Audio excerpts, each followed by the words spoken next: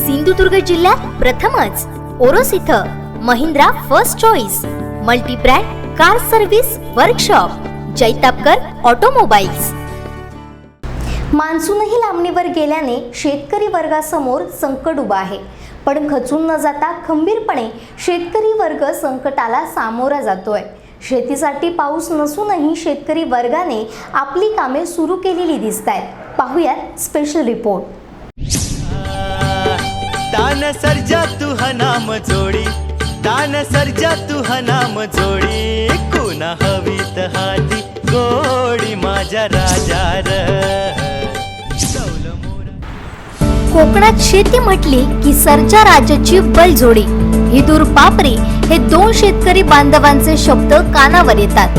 पण आता सर्जा राजाची जोडी आणि हिदूर पापरी हे शब्दच दुर्मिळ बनत चाललेत, कारण बैलजोडीच्या सहाय्याने केली जाणारी पारंपरिक शेती पुरेसे मनुष्यबळ मिळत नसल्याने नष्ट होताना दिसत आहे।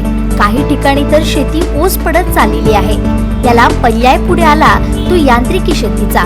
शासनाने यांत्रिकी शेती अवजारे खरेदीसाठी चांगल्या सवलती उपलब्ध करून दिल्यामुळे शेतकरी वर्ग यांत्रिकी शेती अवजारे खरेदी करून पुन्हा शेतीकडे वळाला। अशातच वरुण राजाने पाठ फिरवल्याने शेतकरी चिंताजनक स्थितीत दिसत आहे। एप्रिल व मे महिन्यात जाणवणाऱ्या तीव्र उष्म्यामुळे अंगातून बरसणाऱ्या घामाच्या धारा, त्यात भासणारी तीव्र पाणी टंचाई यामुळे शेतकरीच नव्हे तर सर्वच नागरिक पावसाची आतुरतेने वाट पाहत असतात। पण यावेळी जून महिन्याचा अर्धा कालावधी उलटून 20 तारीख जवळ आली तरीही पाऊस नाही। पाऊस येईल तेव्हा येईल, पण आपली कामे आपण पूर्ण करू या ईर्षेने पेटलेल्या शेतकरी वर्गाने आपली कामे सुरू केली। देवगडात शेतजमीन, काही ठिकाणी बैलजोडीच्या सहाय्याने पारंपरिक नांगरणी, तर काही ठिकाणी पॉवर टिलरच्या सहाय्याने यांत्रिकी पद्धतीने नांगरणी, पेरणी व शेत जमिनीची मशागत करायला शेतकरी वर्गाने सुरुवात केली आहे। आपली सर्व कामे आटपती घेत बळीराजा मान्सूनच्या आगमनाची चातकासारखी वाट पाहत आहे। सिंधुदुर्ग लाईव्ह साठी स्वप्नील लोके, देवगड।